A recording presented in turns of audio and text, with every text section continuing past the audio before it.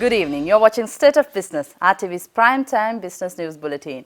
And I'm Rukshi Panditaratna. Let's take a look at the headlines first. Centralized institution to be set up to streamline government's procurement process. Monetary Board to meet on Friday to discuss primary dealer accused of bond scam. Now the news in detail.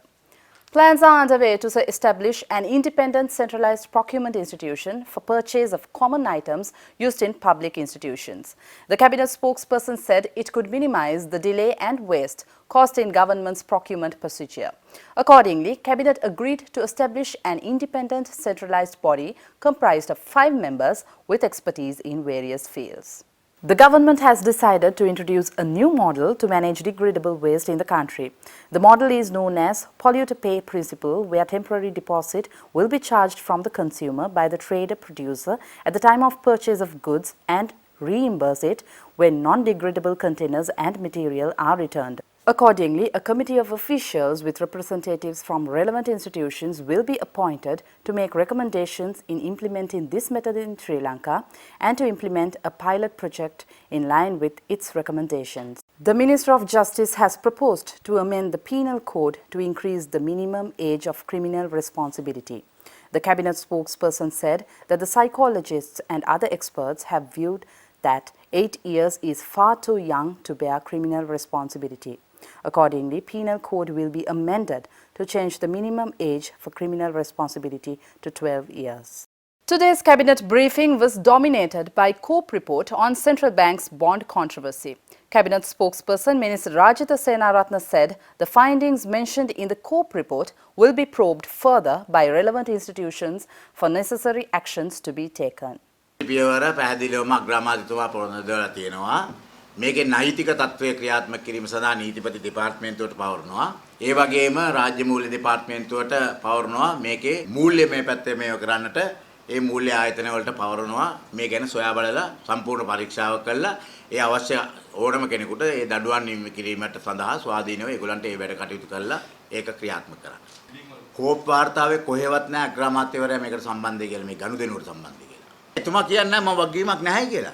ඒ වගකීම හින්දා තමයි එතුමා මේ නීතිපති දෙපාර්තමේන්තුවටත් මූල්‍ය අංශවලට ඉදිරිපත් කරන්නේ. ඒක තමයි වගකීම. Central Bank Governor Dr. Indrajit Kumaraswamy says Monetary Board will meet on Friday to review the finding of departments of the central bank on activities of perpetual treasuries related to controversial bond issue. Already, the department which regulates non-bank financial institutes had done an on-site examination of the perpetual treasuries, and that report was presented to the Monetary Board last Friday. Monetary Board had a discussion on that report.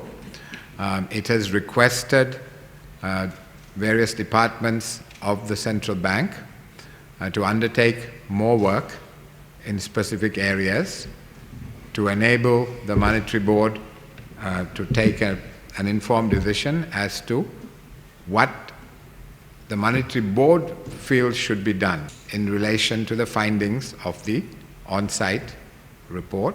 And the board will have another meeting on Friday when we will discuss this further. And certainly the commitment I sensed amongst the board members is that they would want to go where the evidence, and we haven't seen the full COPE report as yet, the annexures, etc. When that comes out, I expect the Monetary Board would want to have a look at that and see whether there are implications for the central bank there as well. The governor said that the central bank has taken many measures to increase transparency of bond auctions undertaken by them. Accordingly, a deal worth more than 50 million rupees has to be recorded within half an hour. Pre-bid briefings will be held before the primary auction, and an auction calendar will also be introduced. He said that the CBSA will only accept bids to match the offered amount hereafter. They may take less if they feel the rates are too high, but they won't take more than what was offered. We are also working on a new auction system which will be more robust and less easy to manipulate. And there we've got assistance from the World Bank and the IMF also. We have proposed a system. We are now getting them to come and have a look at it. We hope within the next couple of months to have a new system for the primary auction as well. which will be more robust. So we are constantly working on improving our systems, our processes. Also, I should mention now, there are, I think, at 3 levels, right? There are 3 committees which go through the process in terms of the auctions, the government the securities market auctions, and no person is on more than one of those committees. So we are kind of trying to create firewalls as well in terms of the decision making. See you after this break.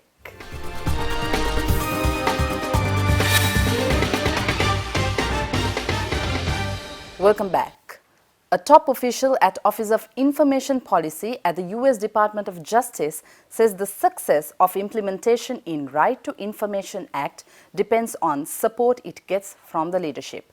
Melanie Ann, director at Office of Information Policy at the US Department of Justice, said this, speaking at a workshop in Colombo on the implementation of Right to Information Act. You don't want to just have a statute that has wonderful aspirational principles in it, but that doesn't live on. And so one of the key ways to have your law be meaningful and to take root in society is to have leadership support. In the United States, these past 8 years in particular with President Obama, we have had tremendous support for freedom of information and the importance of access to information. She delivered her speech under the title Implementation of Right to Information at Grassroots Level and the Benefits Received by the Citizen. The challenge of passing a right to information law is huge in and of itself. It took a lot of time to get your law drafted and passed. And I have to say, in reading over your right to information law, it's a really strong law. So you are in a really good place. But now, of course, the challenge is implementing it so that the law is not just nice words on a piece of paper. The 6th edition of Singer Lifestyle Fair and Exhibition will be held from November 18th to 20th at the BMICH. Its logo and theme were launched at an event in Colombo last evening.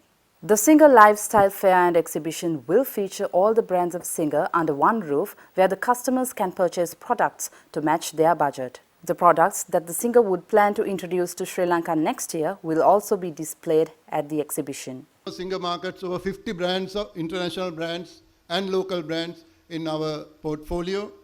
So all these products will be displayed in the brand stalls. Whatever the products we market, we sell in this event, it's a brand new product which the Singer give the guarantee to. So there's no obsolete products, no second-hand products or no repair products. Unless it is mentioned to you all that it is, because we have one counter outside for the products, we give the special price. But what is inside, in the all the showrooms they market the brand new products with the warranty. And we give up to 50% discount for the selected products. The proceeds of the ticket sales will contribute towards CSR projects of Singer Sri Lanka, such as procuring medical equipment and water purifying systems and dialysis machines for people affected by kidney disease. Let's take a look at the stocks after this break.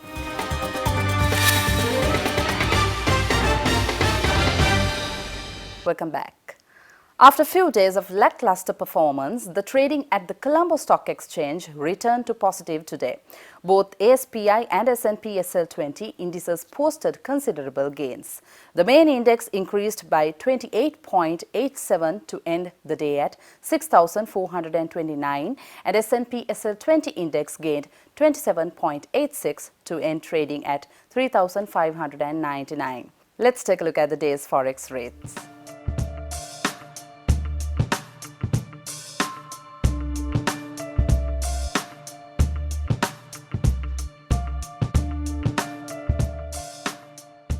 Thank you for watching State of Business. See you tomorrow at the same time. Till then, take care. Good night.